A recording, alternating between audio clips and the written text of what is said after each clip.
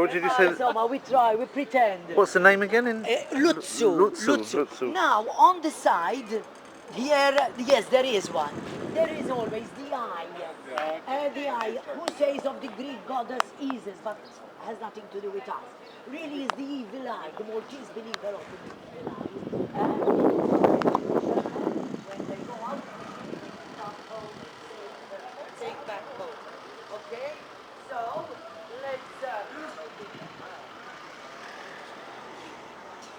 That one doesn't have it.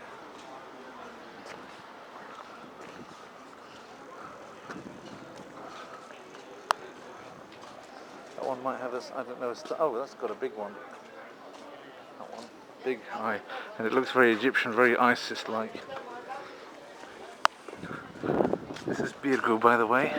Come from a word meaning fishing village. I forgot to tell you, I have to see my scarf. They had taken the trouble of giving us a different scarf each to see that you are with the right with Evelyn with the right scarf. Never mind my name neither, because you can't see it here. Can't see it. No. Evelyn, Stellini. Doesn't sound very Maltese. Stellini more is a English. bit like Evelyn is English. Yes. Like Evelyn War. And I've got the languages here, which is I speak Italian, French, and English. Bene. But Bene, Maltese molto too, bene. Yeah? But Maltese too? The Maltese, I swear, mainly. Okay, right. Okay. Because they are difficult. It's difficult to swear in the other languages. So I use it only for swearing. All right then. How would I say? Here we are by this monument. Come a little bit here, like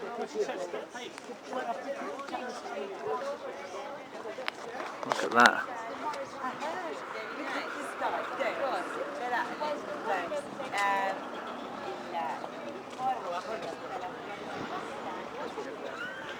Look here, now here we are in front of this monument. This is representing the end of the military base on the island.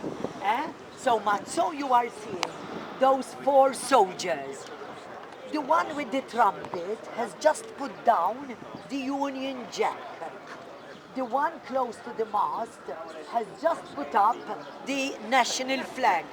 White and red.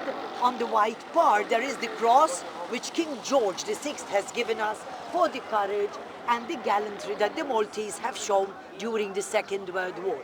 According to the history, it is said as well that we were alone in the middle of the Mediterranean. Then there are the other 2 that are shaking hands. That means that we still have friendship. There is still friendship between the 2 countries. A lot of British, they still come and visit us. They love our beer, belly beer, you know, they come nice and slim. Kinney. And the Kinney, very good. And the Kinney with the Maltese herbs. Drink Kinney and you'll be skinny. They say even they use sometimes the bitter lemons. I love it. I prefer it to all the other soft drinks. Why? Because it's not that sweet. It hasn't got that sweetness. So I like it. It has a little bit of bitter in it. And so, when they come here, they find themselves at home.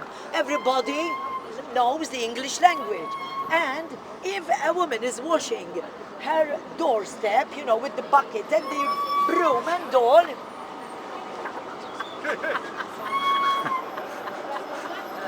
I got to move.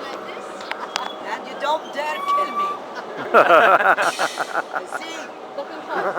That's Maltese bravery. I never had the George Cross for it. All right.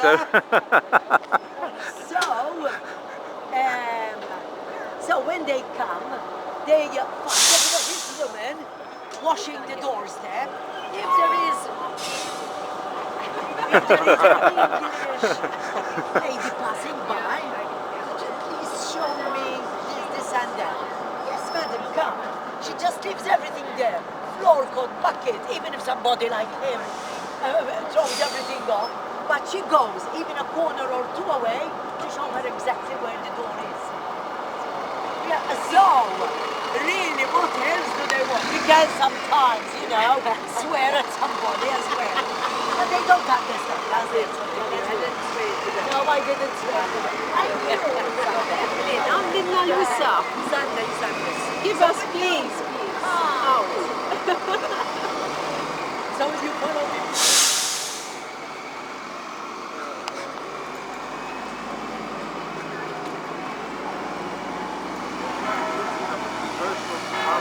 Oh, there's Lucky.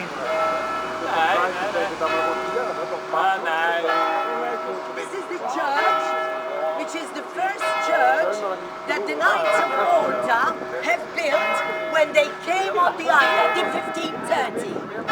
This is St. Lawrence Church.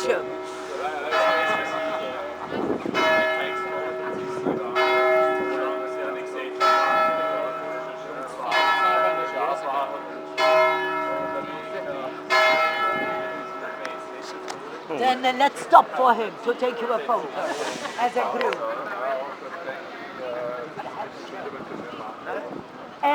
This conventual church, because the Knights of Malta, when they first came on the island quickly, the capital was not Valletta. Valletta didn't exist. It was Medina, but they realized straight away that Medina was situated too much inland, and they knew it that the Turks were coming, that they were following them, and this was always a religious battle, Islam against Christianity. And so they wanted to choose another place, not in Medina, and they chose here. They said, from here we can hear and see all that is happening in the Grand Harbour. And so they occupied this area until the Turks left, because eventually, as I told you, the Turks came, and then they left after 3 months. And they felt like, although they won the battle, but they felt discouraged because they lost a lot of people, a lot of money. And they said, no, we have to go. But their grandmaster, Jean Parisot de la Valette, French, he said, it's not the time to leave, we stay, but build a better city. And over the next 6 months, a lot of European architects, engineers came, and in 6 months, they built Valletta. So they transferred themselves from here to Valletta. So what happened? With all their building, the inquisitors took over. It's amazing. At that time it was a religious, really Catholic island. But still we had these inquisitors, 62 clever men, very talented, very nice standard, 62 of them, but they were extremely cruel, even to people in the road that couldn't confess. Probably they didn't know anything. They tortured them to death. We have the Inquisitor's Palace further up, where we have still the cells, where they were kept, and they were extremely tortured. Sometimes this kept on for 200 years, and not a joke, when eventually Napoleon Bonaparte as well, he came on the island, what a lot of people were had all the time on the island. He came on the island, he occupied the island, he didn't find any resistance, the last Grandmaster didn't resist, didn't care at all, and so very easily he took over the island, he started dominating the island, but the Maltese weren't happy with the occupation, so they only stayed here for 2 years. This is all history, not anymore.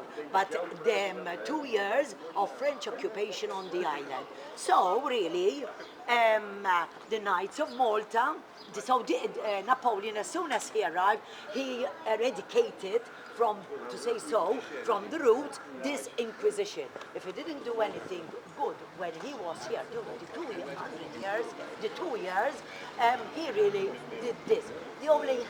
Well, the reason is that he took over the role of Antichrist from the Church, Napoleon, and invested it in the civil state.